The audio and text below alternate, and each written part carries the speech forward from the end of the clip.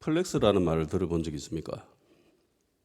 나이 든 사람들은 조금 접하기도 힘들고 이해하기도 힘든다는데 요즘 애들은 많이 써요. 원래 힙합 쪽에서 많이 사용하는 용어입니다. 플렉스 해버렸지 뭐야 라고 어떤 유명 래퍼가 많이 이야기를 하죠. 자기가 가진 부나 귀중품을 과시하는 행위를 흔히 플렉스한다라고 이야기를 합니다. 래퍼들 보면은 목에 금반지 막 이래 쇠사슬 만한 이런 거 막 달고 손가락에 손가락 마디마디마다 금반지 이렇게 차고 뭐 현금 이렇게 들고 막 이렇게 자랑하는, 그리고 옷에는 다 몸에는 다 명품을 거치고 있죠. 예. 그래서 그렇게 자기의 부를 과시하는 행위를 플렉스라고 이야기를 합니다. 평소에는 자기가 잘 살 수 없는 아주 값비싼 제품들, 물건들, 그런 것들, 명품이라고 하잖아요. 그런 것들을 자기 자신에게 투자하는, 그래서 자기의 가치를 높이는 그런 행위를 플렉스라고 이야기합니다. 원래 플렉스의 뜻이 이런 말은 아니잖아요. 전자업종 쪽에서 플렉서블 디스플레이라는 게 있습니다. 원래 화면은 이렇게 평평하잖아요. 유리로 만들어져 있어서. 근데 구부릴 수 있는 화면, 디스플레이를 플렉서블 디스플레이라고 얘기합니다. 그러니까 원래 이 플렉서블이라고 하는 거는, 플렉스라고 하는 거는 구부리다, 굽히다, 뭐 이런 뜻이에요. 근데 이게 원래는 이렇게 구부리다라는 뜻인데 이게 전혀 지금하고는 의미가 안 맞게 이렇게 자기 과시하는 용어로 사용되어지는 것은 이게 재밌는 유래가 있습니다. 흔히 헬창이라고도 부르는 애들 있잖아요. 근육 키우는 애들, 몸을 키워서 이렇게 하는 애들. 얘네들이 몸을 키워서 자기의 근육을 과시하기 위해서는 가만히 있으면 안 되죠. 구부려야 됩니다. 그죠? 헬스 대회 같은 거 보면은 자기 근육을 과시할 때 사람들이 다 이렇게 팔을 구부리잖아요. 그죠? 그러니까 자기의 팔을 구부리고 접치고 하는 이런 행위를 통해서 자기 근육을 과시하는 모습을 보면서 사람들이 점점 이런 것들을 자기 과시로 이렇게 의미가 이렇게 변질되어져 가는 거예요.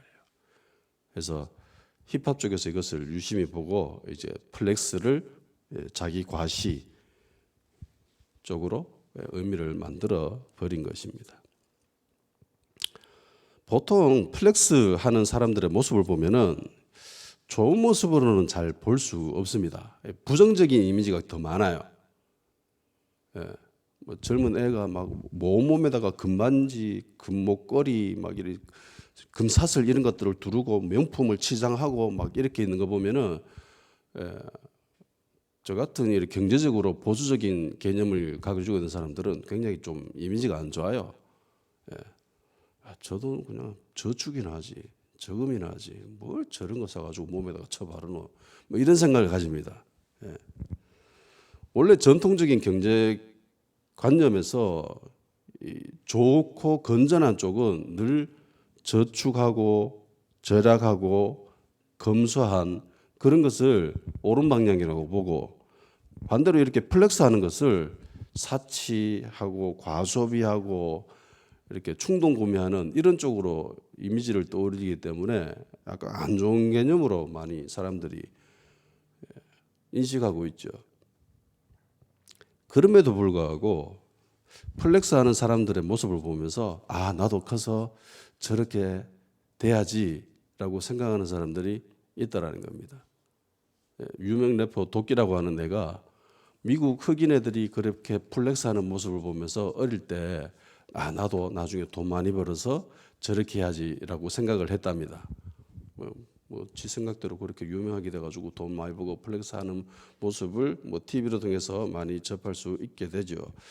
인생의 목표를 그렇게 삼는 젊은이들도 있습니다. 특히 요즘 젊은이들에게 있어서 이 플렉스라고 하는 이런 사회적인 현상이 더 많이 나타나는 것 같습니다. 뭐 작은 사치라고도 이야기하는데 우리나라에서 어느 제품이 나오면은 사람들이 미친 듯이 사가더라고요.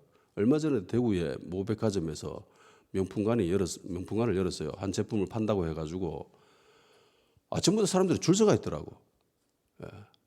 셔터문이 딱 올려가니까 막 미친 듯이 달려가요. 좀비처럼 막 달려가가지고 그거 구입하려고.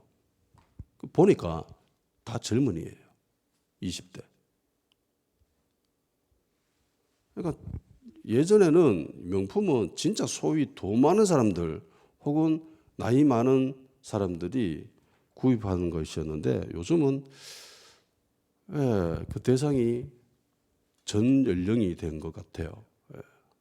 아무나 다 명품을 구입할 수 있는 그런 사회에서 살아가는 것 같습니다. 그거 아세요? 구찌에서 얼마 전에 레스토랑을 열었답니다. 전 세계에서 4번째로 대한민국에 레스토랑을 열었습니다. 햄버거 가격 하나가 5만 원이라고 합니다. 디너, 저녁 식사를 하는 그 세트가 디너 코스가 50만 원 가까이 된답니다. 한 끼 하는데, 한 끼 밥 먹는데 한 50만 원. 근데 자 접수하겠습니다라고 딱 인터넷 오픈을 했답니다.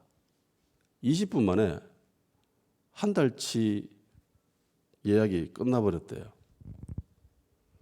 그만큼 이렇게 명품을 소비하려고 하는 사람들이 많다라는 거예요. 그리고 디올도 카페를 열었대요. 디올 알아요? 나 요 정도는 알거든. 카페를 열었는데 아메리카노 한 잔에 2만 원이라고 합니다. 사람들이 미어 터진대요. 인증사진 찍으려고. 에르메스도 카페를 열었답니다. 얘네들은 접시와 찻잔도 팔죠. 에르메스 접시가 진짜인지 가짜인지 알기 위해서는 깨보면 안다죠. 잘 깨지면 에르메스 진짜고 잘 안 깨지면 짝퉁이라고 합니다. 그런 우스갯소리도 있습니다. 가전제품에도 이런 명품 바람이 불죠. 뭐 휴대폰도 뭐 명품과 협업해가지고 뭐 몇백만 원짜리, 몇천만 원짜리 이렇게 팝니다. 가전제품도 그냥 가전제품이 아니라 뭐 LG 같은 경우는 뭐 시그니처 이래가지고 보통 제품보다 한 서너 배 비싼 가격에 이렇게 파는 그런 아주 명품 카테고리에 자리 잡고 있는 제품들도 있습니다. 드라이기 하나에 뭐 60만 원. 처음에 들었을 때는 그게 무슨 말이 되는 소리냐 했는데 많이 사죠. 많이 구입합니다. 사람들이. 없어서 못 팔아요. 새우깡도 그냥 새우깡이 아니라 새우깡 블랙. 비싼 거. 명품 새우깡. 신라면도 그냥 신라면이 아니라 신라면 블랙. 명품. 이렇게 사람들은 약간은 사치의 개념인데 그런 것들을 자기 자신에게 투자를 해가지고 자기의 가치를 올리는데 사람들이 굉장한 관심을 가지고 있는 시대에 살고 있습니다. 여러분은 혹시 자기 인생에서 플렉스 해본 적 있습니까? 그 대상이 자기이든 타인이든 어떤 단체든 간에 내 수입보다 오버되는 충분히 엄청나게 다른 사람이 옆 사람이 볼 때 야, 니 미친 거다 이가라고 하는 그런 생각이 들 정도로 플렉스 해본 적이 있습니까?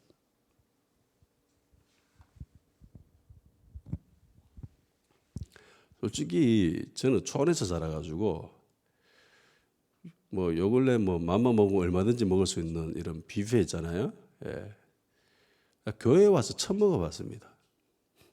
그러니까 내 나이 30살에 처음으로 그런 고급 뷔페 있잖아요.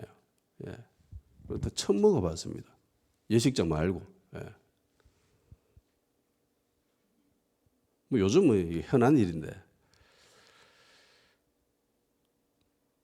사치해 본 적 있습니까? 저는 경제적으로 약간 보수적인 사람이라 가지고 사치하는 게 굉장히 이해도 안 되고 힘듭니다. 바지 하나에 뭐 10만 원 넘어가잖아요. 막 못 사요. 티셔츠 한 쪼가리에 뭐 3만 원 넘어가도 힘듭니다. 이해가 안 되고 부담스럽고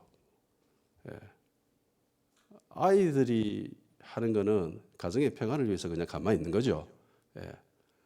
이해는 못 합니다. 내 머리는 도저히 이해를 못 해요. 그렇지만 그냥 그래 괜찮아 라고 자족하는 거죠. 야, 주변 사람이 봤을 때 야 저건 좀 아니다 라고 생각할 정도로 그렇게 사치를 부린 적.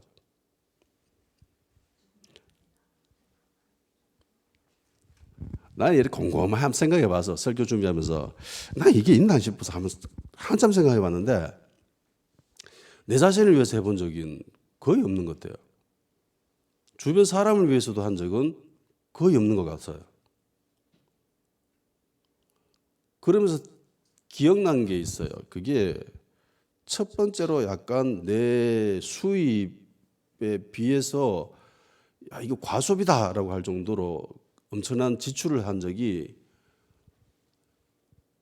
시작이 교육전도사일 때 그때였습니다.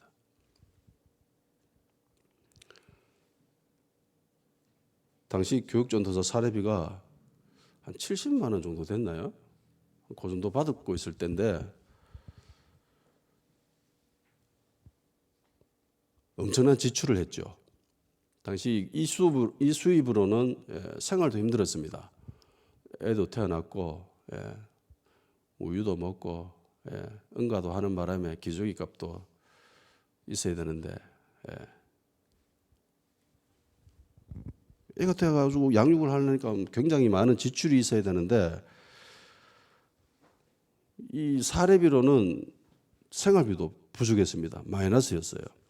근데 당시 섬기는 교회에서 찬양팀을 만든대요.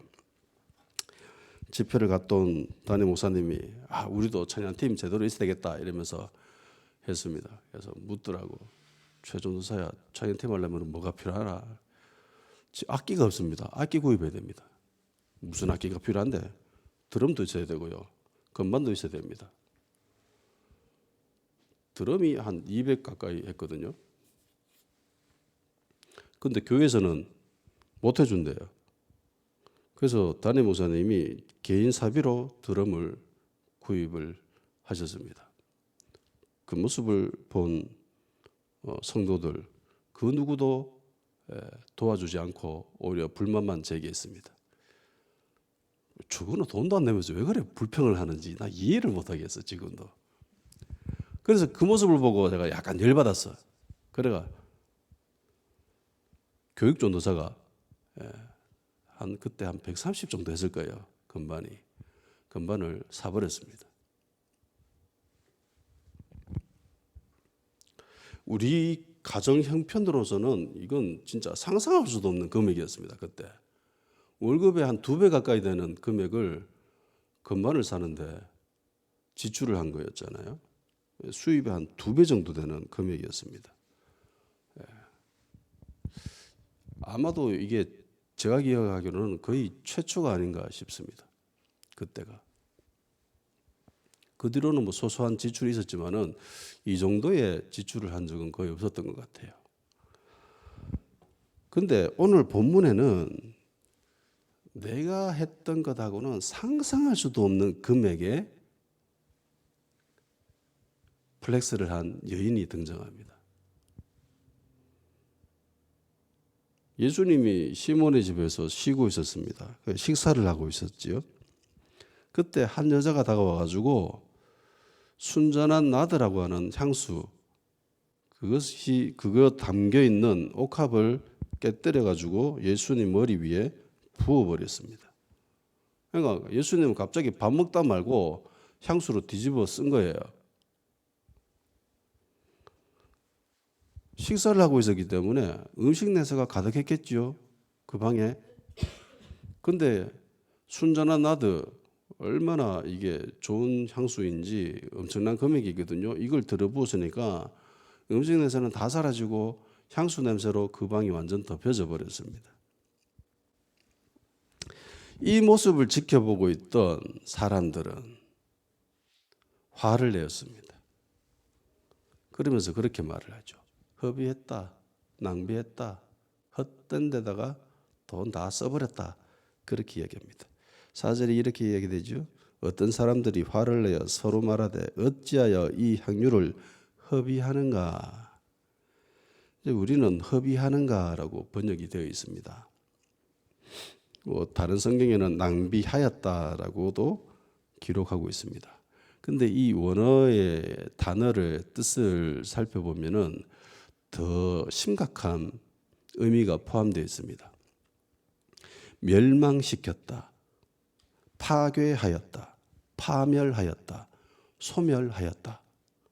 그러니까 단순히 낭비라고 하는 허비라고 하는 차원을 뛰어넘어 가지고 아무것도 아닌 것에다가 다 쏟아 부어버린, 그러니까 멸망시켜버린, 파멸시켜버린 그런 행위로 본 거예요.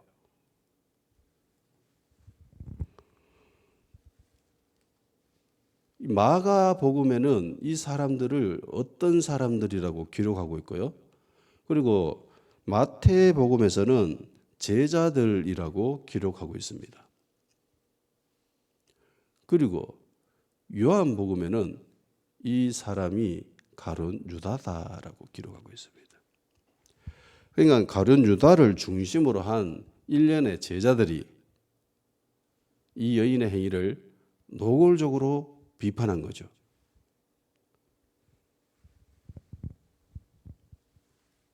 왜 이렇게 헛된 데다가 다 그 향유를 써버렸냐라고 이야기를 합니다. 그러면서 이들이 이야기하는 것이, 야, 이거 가난한 사람들에게 나눠주면 얼마나 많은 사람들이 유익을 얻을 수 있겠느냐라고 이야기를 하지요. 근데 가난한 사람들을 도와주기 위해서 화를 낸 게 아니죠.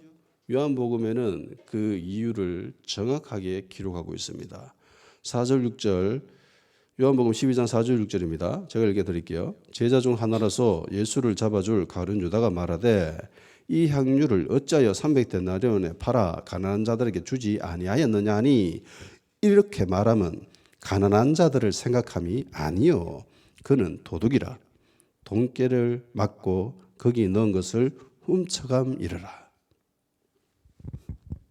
그러니까 제자들 가운데에 제자들 같이 이렇게 돌아다니고 있으면은 그 무리들이 꽤 되잖아요. 예수님을 따라다녔던 사람들이. 그러면 이 사람들이 뭐 밥 먹기도 하고 뭐 물건도 구입하고 그렇게 해서 생활을 해야 됩니다. 그러려면 누군가가 책임을 가지고 총무 역할을 해야 되는 거죠. 돈을 맡아야 됩니다. 회계를 해야 돼요. 그 사람이 가룟 유다였더라는 겁니다. 돈은 내가 책임질게, 내가 책임지고 관리할게 라고 한 사람이 유다였더라는 거예요. 근데 얘가 손버릇이 고약해. 슬쩍슬쩍 했다는 거죠. 그래서 가난한 사람들에게 나눠줘도 되는데 왜 여기다 다 써버렸느냐라고 비판하고 화를 내었는데, 실상은 가난한 사람들을 도와주기 위해서가 아니라 도둑질하기 위해서죠. 그래서 화를 내었다라고 기록하고 있습니다.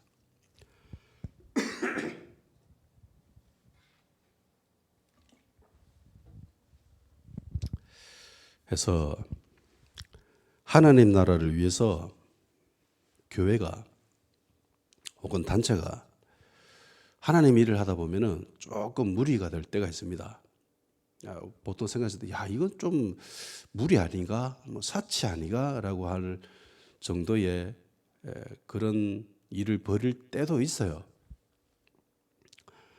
그런데 그럴 때 그것을 보고 무작정 비판하는 사람이 있다면은 일단 조심해야 됩니다. 도둑의 마음이 들어줄 수 있습니다. 어떤 교회에서 그랬다지요. 교회 차량 운행하는데 야, 우리 같은 이런 조그만한 교회에 무슨 교회 차량이 필요하냐. 성도들 다 자기 차 끌고 오고 다 요 동네 근처에 다 사는데 굳이 교회 차 필요하겠느냐. 보니까 담임 목사가 개인적인 용도로 거의 사용하는 것 같은데 이래서는 안 되는 건 아닌가 라고 하면서 교회 차량을 파는 교회들도 있죠. 근데 그렇게 말하는 사람들은 목적이 굉장히 불순한 행위에서 비롯될 때가 많다라는 겁니다. 그래서 조심해야 됩니다. 그럴듯하게 들릴 수 있어요. 근데 조심해야 됩니다. 그렇게 말하는 사람들과 그렇게 행동하는 것으로 말미암아서 교회를 망치는 일들이 될 수도 있습니다. 그렇다고 교회가 하는 일에 무조건 맹신하고 따라가서도 안 됩니다. 예. 그러면 어떻게 해야 되는 거예요? 비판하지도 안 되고 맹신하지도 안 되고 중심을 보라는 거죠. 뭐 때문에 그런 말을 하는가? 가룟 유다가 이런 말은 했지만 제자들이 그런 말은 했지만 실상의 마음은 본심은 그게 아니죠. 가난한 자들을 위한 게 아니라는 겁니다. 유다의 본심, 유다의 중심 그게 문제였다는 겁니다. 자, 사람들은 이런 멸망의 행동, 파멸의 행위를 보면서 굉장히 부정적으로 생각을 합니다. 이 여인이 한 행위가 파멸의 행위다, 멸망의 행위다라고 생각을 했습니다. 왜냐하면 이 옥합이 너무너무 비쌌기 때문이에요. 가격이. 옥합 안에 들어있는 이 향수의 가격이 300데나리온입니다. 그 안에 들어있는 향수는 순전한 나드라고 하는 향유였는데 300데나리온입니다. 1데나리온이 노동자의 하루 임금입니다. 그러니까 1년 동안 거의 쉬지 않고 일해서 벌어들일 수 있는 금액이에요. 요즘 우리로 치면은 1년 연봉이 되겠죠. 보통 근로자의 평균 1년 연봉이 한 3천 정도 합니다. 3천에서 4천 가까이 하죠, 요즘. 그러니까 3, 4천만 원 되는 향수를 들어부은 거예요. 예수님 머리 위에다가. 식사하고 있는데. 엄청난 금액이죠. 향수잖아요. 물이지 않습니까? 물로 만들어져 있잖아요. 주워 담을 수도 없습니다. 향수잖아. 한번 들어버 버리면 그 향기가 확 퍼져나가 버리면 그걸로 끝이에요. 가치 상실입니다. 그러니까 3, 4천이 눈 깜짝할 사이에 사라져 버린 거예요. 이게 진짜 엄청난 플렉스 아닙니까? 야, 그 돈이면 국밥이 몇 그릇? 아깝다고 생각이 든 거예요. 낭비라고 생각이 든 겁니다. 야, 이거는 쓸데없는 데다 다 써버렸다. 이거 멸망의 행위다. 파멸의 행위다라고 생각이 든 거예요. 그런데 이 모습을 지켜보던 예수님은 이렇게 말합니다. 6절 예수께서 이르시되 가만두라. 너희가 어찌하여 그를 괴롭게 하느냐. 그가 내게 좋은 일을 하였느니라. 야, 애 좀 가만 냅둬라. 왜 자꾸 괴롭히는데? 야가 나한테 좋은 일을 했다 이가. 우리로 치면 이렇게 말한 거죠. 자, 예수님이 바라보신 것과 제자들이 바라보시는 것이 제자들이 바라보는 게 이렇게 궁극적으로 차이가 있습니다. 본질적으로 차이가 확 틀려집니다. 자, 제자들은 무엇을 보고 평가합니까? 이 여인의 행위를 보고 제자들은 부정적으로 평가합니다. 화를 냅니다. 무엇을 보고? 향유를 보고 그 옥합을 보고 평가를 해요. 옥합이 우리 치면 한 3천만 원 돼, 3, 4천만 원 돼. 이거를 깨버려서 순간 확 날아가 버린 거야. 그 아깝다고 생각이 든 거죠. 저런 쓸데없는 짓을 생각이 든 거예요. 근데 예수님은 뭐라고 합니까? 향유를 보십니까? 옥합을 보세요? 아니죠. 예수님은 내한테 좋은 일을 했다라고 이야기하십니다. 그러니까 궁극적으로 제자들이 바라보는 시선과 예수님이 바라보는 시선이 완전 달라요. 예수님의 시선은 곧 이 여인의 시선입니다. 제자들은 그 옥합에 눈이 꽂혀 있습니다. 야, 저게 얼마짜린데? 라고 생각하고 있는 거예요. 근데 예수님은 제자들의 시선을 어디로 돌리기를 원합니까, 지금? 예수님에게로. 나한테 집중해야지.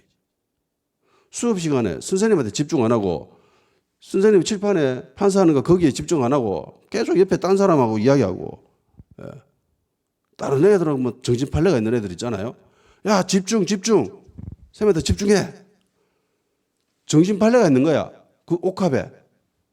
야, 저거 3, 4천원짜리인데. 그런데 예수님이 뭐라고 하시냐면은 거기 정신팔레 있으면 안 된다는 거지. 거기 시선 꽂혀 있으면 안 된다는 거예요. 나한테 집중해라. 내한테 좋은 일 했다, 이가.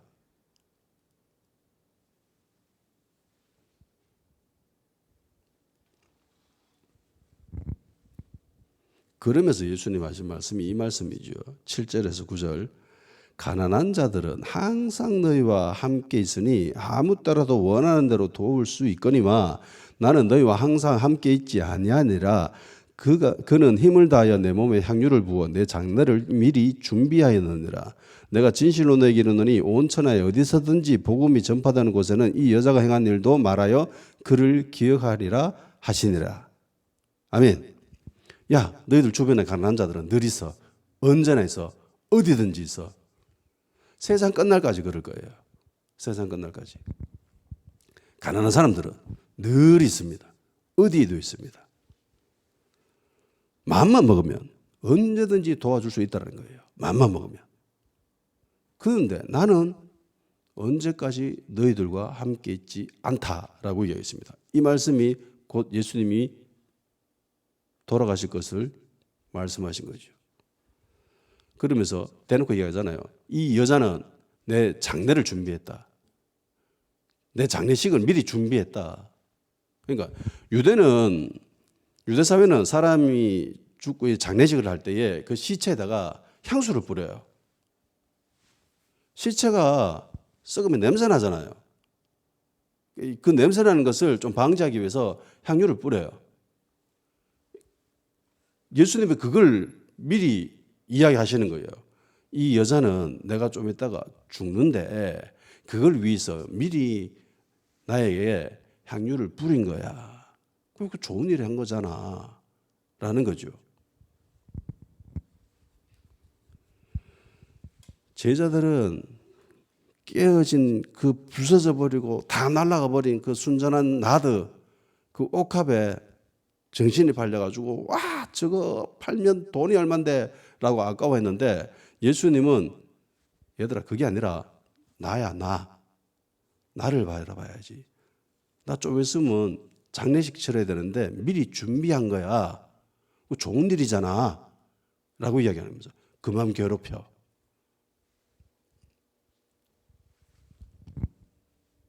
순전한 나드 한 옥합과 예수님과 비교할 수 있습니까?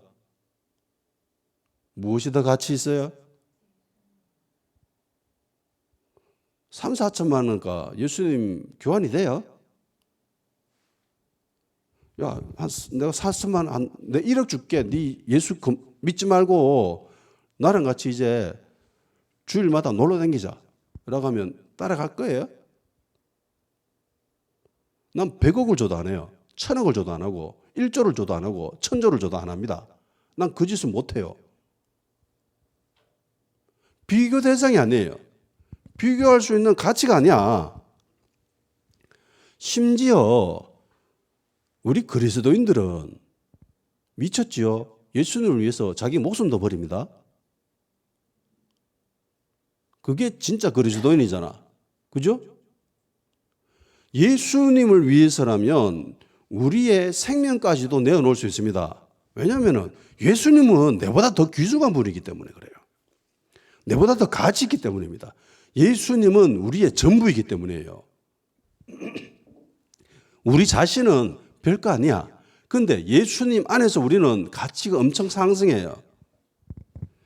예수님이 없는 나는 아무것도 아닌 존재, 버러지 같은 존재예요. 벌레반도 못해. 지렁이만도 못한 그런 존재야. 근데 예수님 안에서는 나는 무한한 가능성을 가지고 있습니다. 예수님 안에서 나는 하나님의 자녀예요. 온천하가 내 것이고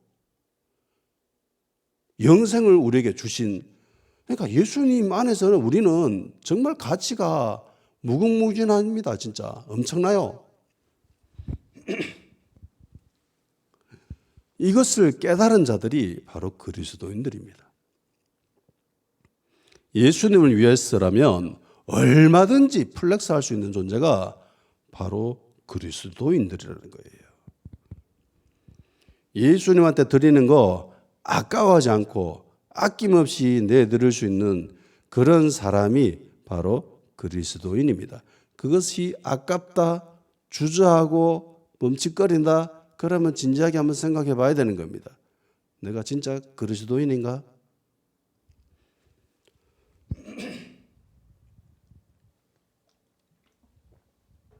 왜 이런 말을 하냐면요. 앞에서 플렉스에 대해서 이야기했습니다. 사치에 대해서 이야기했습니다. 자, 사치는 반드시입니다. 반드시 사랑해야 할 수 있습니다. 나를 사랑하지 않는 사람은요, 내 자신을 위해서 사치하지 않습니다. 사랑하지 않는 대상에게는 절대로 사치 부리지 않아요. 자기 자녀가 사랑스러우면 자기 자녀에게 사치하죠. 명품 입히고, 명품 가방, 뭐 일본 같은 경우는 뭐 애들 초등학교 입학할 때 그 뭐 100만 원 정도 되는 그런 가방을 해서 보낸다 하지요. 내가 볼 때 사치인데. 왜? 자기 자기가 사랑스러우니까.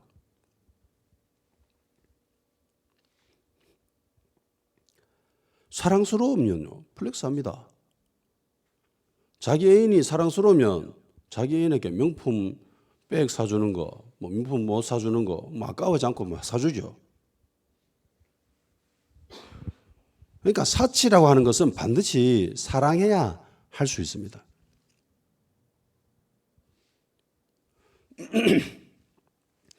이 사치라고 하는 것은 이성적인 사고 안에서는 이게 하기가 힘들어요. 예. 이성은 그걸 아깝다라고 이야기하지만은 감성은 그 사람을 사랑하게 되면은 이성을 뛰어넘지요. 그래서 젊은 애들이 뭐 사랑하는 애인을 위해서 자기 월급보다 많은 그런 명품 못 사주고 백 사주고 막 그러잖아요. 예. 옆에서 보는 사람들은 저게 미쳤다라고 하지만은 자기 자신은 거기 완전 꽂혀 있으니까 사랑하니까 그렇게 하는 거예요. 그러니까 아까워한다라는 것은 사랑하는 그런 감정이 많이 퇴색되었을 때 나타나는 현상입니다. 그 사람이 진짜 사랑스러우면은 플렉스합니다. 예수님께 드리는 거 아까워한다. 그러니까 다른 의미로 예수님을 사랑하지 않는다는 거죠. 그런데 예수님은 이 여인이 내 장례를 위해서 미리 준비했다라고 말씀하십니다. 장례식을 미리 준비했다라고 이야기하십니다. 사람이 죽으면 육신을 썩고 시체가 썩으면 악취를 풍기고 해서 장례를 치를 때 향유를 뿌리는 거. 근데 이 여인이 이런 것을 미리 알고 이런 행위를 했을까요? 예수님이 얼마 전에 말씀하셨지. 좀 있으면 내가 잡혀가지고 고초를 당하고 그리고 죽임을 당할 거다라고 미리 말씀하셨으니까 내가 기도해 보니까 곧 때가 다 된 것 같아. 해서 미리 장례를 준비해야 되겠어. 식사하고 있을 이때가 좋은 때인 것 같아. 라고 식사하고 있을 때 예수님 미리 장례를 준비하겠습니다. 이러면서 향유를 부었을까요? 예수님이 이렇게 말했습니다. 예수님이 이렇게 말씀하셨어요. 그런데 이 여인은 그런 생각에서 향유를 부었을까요? 아니죠. 정상적으로 생각해 봤을 때 만일에 이렇게 했다면은 시긴 우리말로 치면은 네가 지금 내 죽으라고 제사 지내는 거가라는 말과 똑같다는 거죠. 굉장히 안 좋은 의미잖아. 이 여인은 예수님이 하신 말씀에 따라서 그런 생각으로 한 행동이 아니에요. 원래 유대 사회는 집에 귀한 손님이 오면은 향유를 붓습니다. 물이 없는 동네잖아요. 잘 씻지도 못하고 이러니까 몸에 냄새 나는 거 당연해요. 그래서 귀한 손님 왔을 때는 좋은 향기 나는 향유를 부어서 가지고 이렇게 대접을 해줍니다. 당신은 나에게 가치 있는 손님입니다. 귀한 손님입니다. 이걸 표현하기 위해서 향유를 부어줍니다. 아마도 이 여인은 예수님이 자기가 생각할 때 너무너무 귀한 분이기 때문에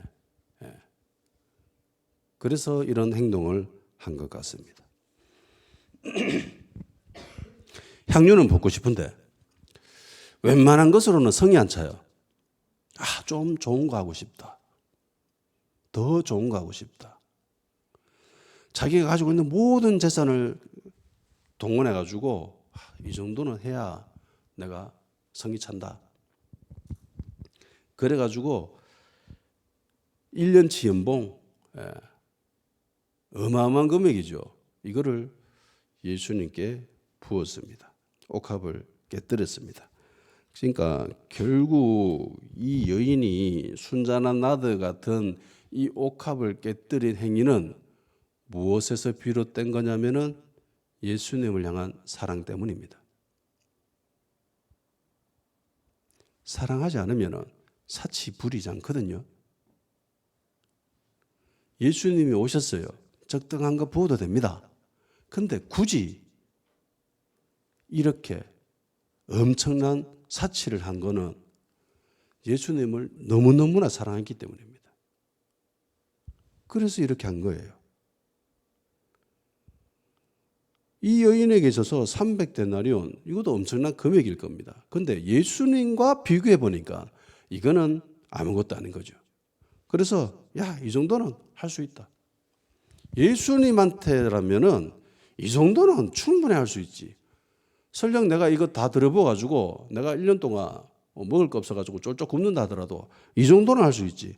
왜? 예수님과 비교했을 때는 이건 아무것도 아니고 조금도 아깝지 않다라고 생각했기 때문이에요. 그런데 제자들은 그것을 보고 아깝다라고 생각했습니다.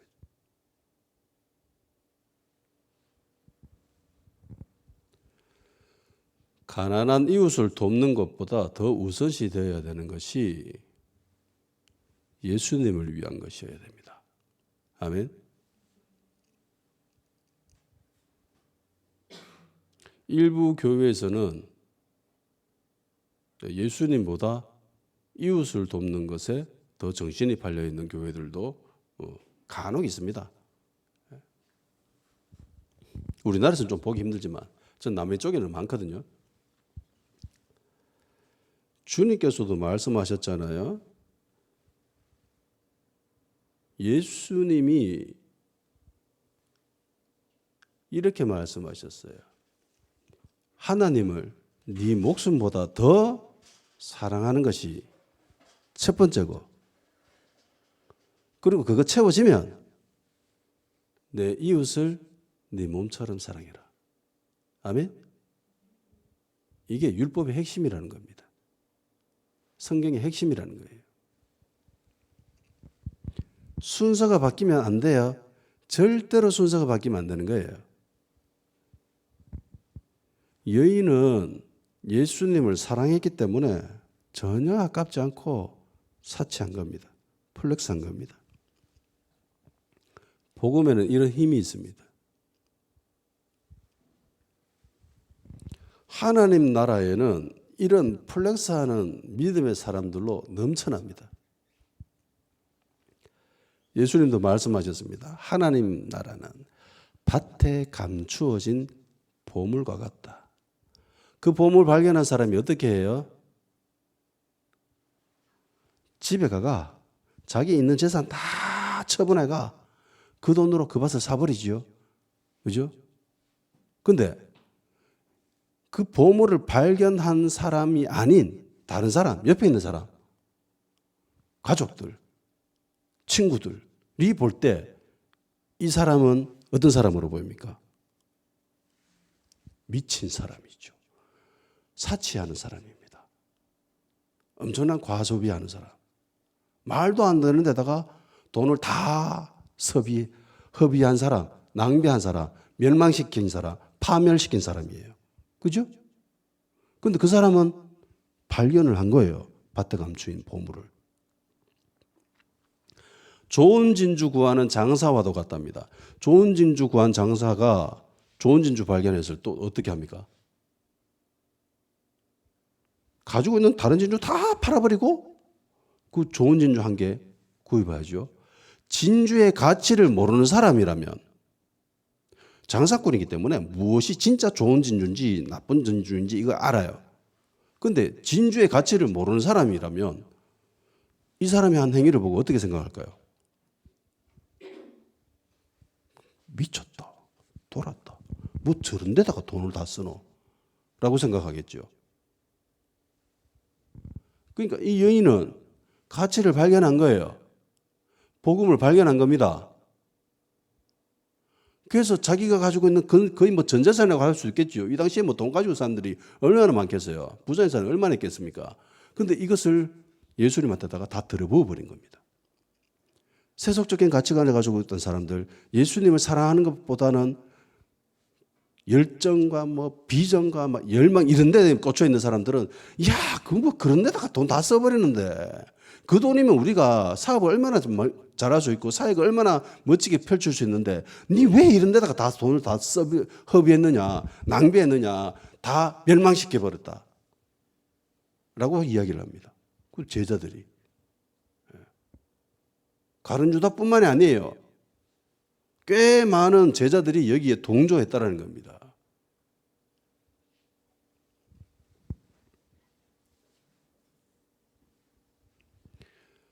복음의 사람들은 이런 일을 합니다. 그러니까 저도 이야기했잖아요. 인간 최형주는 절대로 과소비하고 사치하고 뭐 이런데 할 수가 없는 존재입니다. 그런데 예수님을 발견하고 난 뒤 그 일을 할 수 있게 되었습니다. 내 월급의 2배, 내 사례비의 2배, 내 한 달 생활비의 2배 되는 금액을 교회를 위해서 흔쾌히 기쁜 마음으로 했습니다. 별로 아깝지 않더라고, 이상하게. 왜? 복음을 발견했거든요. 예수님을 발견했거든요. 예수님의 가치를 알거든요. 하나님 나라의 그 가치를 알기 때문에 그렇게 할 수 있었다는 겁니다. 지금도 이 땅에 교회들 가운데 많은 성도들이 이런 플렉스를 합니다. 사치를 부려요. 하나님 나라를 위해서. 자기가 가지고 있는 것 그 이상으로 사치를 부립니다. 그들로 통해서 하나님 나라가 만들어져 가는 겁니다. 굴러가는 거예요. 그들을 있게 하신 하나님께 감사를 드립니다. 이 여인의 행위로 통해서 죽음의 악취가 사랑의 향기로 변화되었습니다. 믿음이 순수하지 못한 사람들은 이 여인의 행위를 비방합니다. 지금도 그럴 거예요. 주를 위한 최고의 선행이 주님의 사랑으로 인한 플렉스인 겁니다. 사치인 겁니다. 다 같이 기도하는 시간 가집시다. 300데나리온을 계산하는 그런 이런 속세주의에서 벗어나 예수님이 전부인 그런 성경적인 가치관으로 변화되게 하여 주시옵소서. 그렇게 되기 위해서는 주님을 사랑해야 됩니다. 그래서 주님을 더욱더 사랑하는 성도가 될 수 있게 아까워하지 않고 플렉스할 수 있는 믿음의 사람, 주님을 사랑하는 그리스도인이 되게 하여 주시옵소서. 사람을 좋게 하는 자보다 주님을 좋게 하는 그런 교회, 그런 성도가 될 수 있도록 성령님 도와주시옵소서. 다 같이 기도합시다.